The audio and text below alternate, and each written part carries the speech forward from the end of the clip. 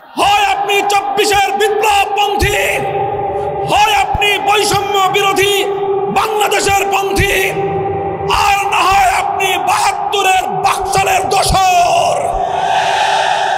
স্পষ্ট ভাষায় ঘোষণা করতে চাই, রক্তের সাগর পেরিয়ে 24-এর জুলাই বিপ্লবের পর 5ই আগস্ট মহান বিপ্লবের মধ্য দিয়ে যেই ফ্যাসিবাদ বাংলার সীমান্ত থেকে বিতাড়িত করা হয়েছে, সেই ফ্যাসিবাদ এবং তার কোন দোসর বাংলার ক্ষমতার মসনদে আর আসতে পারবে না ইনশাআল্লাহ। আলহামদুলিল্লাহ রাব্বিল আলামিন, والصلاة والسلام على سيد الأنبياء والمرسلين وعلى آله وأصحابه أجمعين. أعوذ بالله من الشيطان الرجيم. بسم الله الرحمن الرحيم. الذين إن مكناهم في الأرض أقاموا الصلاة وآتوا الزكاة وأمروا بالمعروف ونهوا عن المنكر. صدق الله العظيم.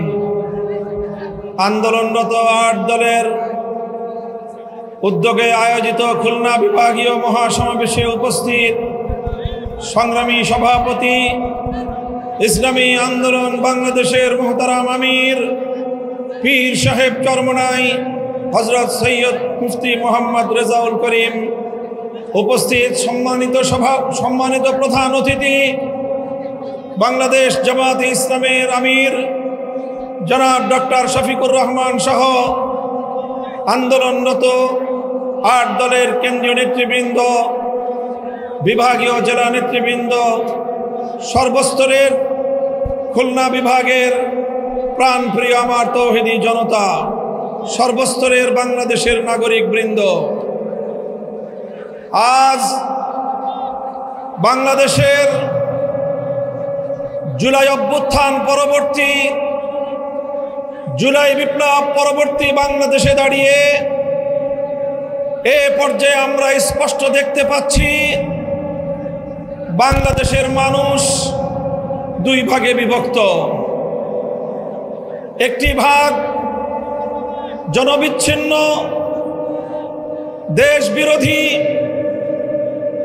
বিদেশি আধিপত্যবাদের এজেন্ডা বাস্তবায়নকারী, ভিন্ন দেশের দালাল এবং ভিন্ন দেশের পদলেহী একটি গোষ্ঠী বাংলাদেশে আছে। আরেকটি পক্ষ বাংলাদেশের স্বাধীনতাকামী, বাংলাদেশের দেশ এবং জনগণের অধিকার রক্ষায় তারা তৎপর। এই হলো 2 পক্ষ। এই 2 পক্ষকে আরো সংক্ষিপ্তভাবে আমি চিহ্নিত করে থাকি বলি, বাংলাদেশ আজ 2 ভাগে বিভক্ত। এক ভাগ 72-এর বাকশালপন্থী, আরেক ভাগ 2024-এর বিপ্লবপন্থী। আমরা আমাদের অবস্থান পরিষ্কার করছি, আমরা 2024-এর বিপ্লবপন্থী শক্তি। আমি সকল রাজনৈতিক পক্ষগুলোকে জাতির সামনে যার যার অবস্থান পরিষ্কার করার আহ্বান জানাই। হয় আপনি 24-এর জুলাইপন্থী, হয় আপনি 24-এর বিপ্লবপন্থী, হয় আপনি বৈষম্য বিরোধী বাংলাদেশের পন্থী, আর না হয় আপনি 72-এর বাকশালের দোসর। স্পষ্ট ভাষায় ঘোষণা করতে চাই, রক্তের সাগর পেরিয়ে 24-এর জুলাই বিপ্লবের পর 5ই আগস্ট মহান বিপ্লবের মধ্য দিয়ে যেই ফ্যাসিবাদ বাংলার সীমান্ত থেকে বিতাড়িত করা হয়েছে, সেই ফ্যাসিবাদ এবং তার কোন দোসর বাংলার ক্ষমতার মসনদে আর আসতে পারবে না ইনশাআল্লাহ। সংগ্রামী দেশবাসী, আমরা বলতে চাই, জুলাই সনদ স্বাক্ষরিত হয়েছে। জুলাই সনদের আইনি ভিত্তির জন্য আমরা ঐক্যবদ্ধ হয়েছিলাম।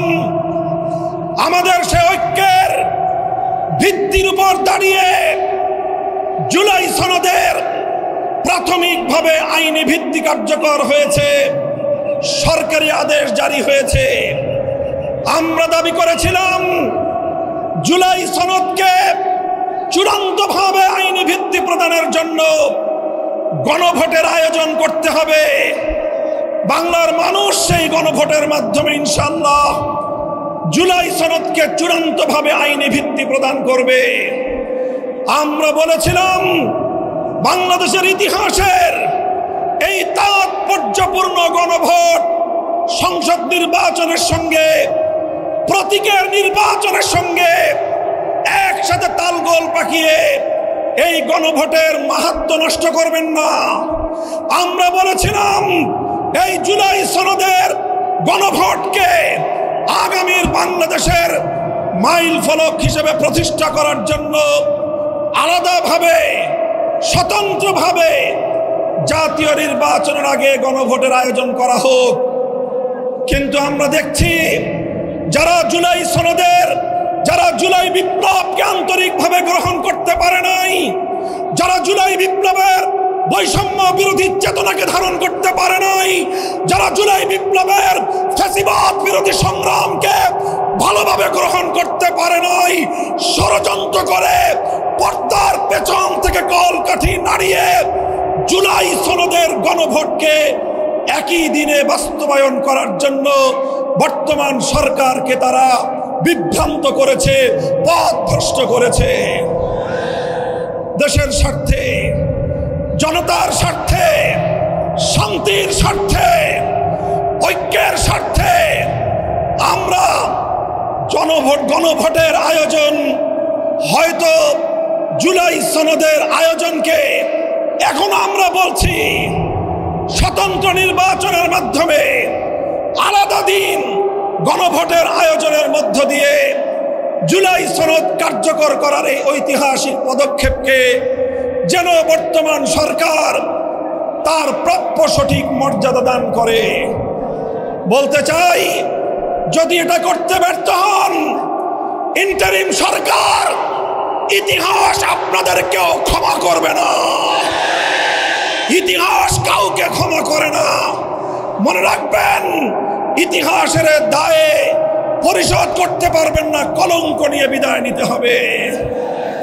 পরিষ্কার বলি, আমরা ইনশাআল্লাহ যেই ফ্যাসিবাদ রক্ত দিয়ে বাংলাদেশ থেকে বিদায় করা হয়েছে, বিদেশি প্রভুদের এজেন্ডা বাস্তবায়ন যারা করার জন্য আমার বাংলার স্বাধীন জনপদকে যারা ব্যবহার করেছে, আজও যারা স্বপ্ন দেখছে বিদেশি প্রভুদেরকে খুশি করে আবার ক্ষমতার মসনদে আসবে, তাদেরকে বলতে চাই, বাংলাদেশের মানুষ আজ ঐক্যবদ্ধ। বাংলার মানুষ আজ রাজপথে অবস্থান নিয়েছে। আমরা রাজপথে নেমেছি জুলাই সনদ বাস্তবায়নের গণভোটে হা বাক্সকে বিজয়ী করার মধ্য দিয়ে আগামীর বৈষম্যহীন ফ্যাসিবাদ মুক্ত বাংলার ভিত আমরা তৈরি করব ইনশাআল্লাহ। আপনারা সকলে ঘরে ঘরে দাওয়াত পৌঁছে দিবেন। দলীয় প্রতীকে নির্বাচনের পাশাপাশি, দলীয় প্রতীকে ভোট দেওয়ার পাশাপাশি গণভোটে হা বাক্সে ভোট দিতে হবে। যদি কেউ এই গণভোটে না ভোটের ক্যাম্পেইন করেন, ধরে নেব আপনারাও ফ্যাসিবাদের দোসর। ইনশাআল্লাহ আমরা রাজপথে আছি। লেভেল প্লেইং ফিল্ড যদি তৈরি করতে ব্যর্থ হয় সরকার, নির্বাচন নিয়ে কোনো অনিশ্চয়তা দেখা দিলে সরকারকেই তার দায় গ্রহণ করতে হবে। সংগ্রামী সাথী ও বন্ধুগণ, এভাবে রাজপথে যে মহান ঐক্য গড়ে উঠেছে, সে ঐক্যে ৮ দল মোহনায় মিলিত হয়েছে। ইনশাআল্লাহ জুলাইপন্থী প্রতিটি রাজনৈতিক পক্ষকে দেশকে ভালোবাসতে হলে, আগামী দিনে জুলাই বিপ্লবের চেতনা বাস্তবায়ন করতে হলে ৮ দলের এই মোহনায় মিলিত হওয়া ছাড়া বিকল্প কোনো পথ নাই। বক্তব্য শেষ করব। শেষ প্রাঙ্গণে শেষ প্রান্তে দাঁড়িয়ে বাংলাদেশের মানুষের অধিকার আদায়ের আধিপত্যবাদ বিরোধী আন্দোলনের অবিসংবাদিত নেত্রী বেগম খালেদা জিয়ার জন্য আমি দোয়া করছি, সকলকে আহ্বান জানাচ্ছি। তার জন্য, তার দীর্ঘ নেক হায়াত, তার দীর্ঘ হায়াতের জন্য, সুস্থতার জন্য আমরা দোয়া করব। দলীয় সংকীর্ণতার ঊর্ধ্বে উঠে দেশ এবং জাতিকে ভালোবাসতে চাই আমরা। আমাদেরকে বিরোধী পক্ষে ঠেলে দিয়ে আমাদের সঙ্গে যদি কেউ বিরোধ তৈরি করতে আসেন, আমাদের শান্তিপ্রিয় চলার পথে যদি কেউ প্রতিবন্ধকতা তৈরি করতে আসেন, রাজপথে মোকাবেলা করব আমরা ইনশাআল্লাহ। এই প্রস্তুত থাকবেন তো? জীবন দিতে হলে জীবন দেব, রক্ত দিতে হলে রক্ত দেব। দেশ এবং জাতির প্রশ্নে কারো কাছে মাথা নত করব না, দেশের প্রশ্নে কোনো আপোষ করব না। মাথা নত করেছি একজনের কাছে, কার কাছে? ইনশাআল্লাহ আল্লাহর রহমতে আগামীর বাংলাদেশ হবে ইসলামের বাংলাদেশ। নাসরুম মিনাল্লাহি ওয়া ফাতহুন করিম।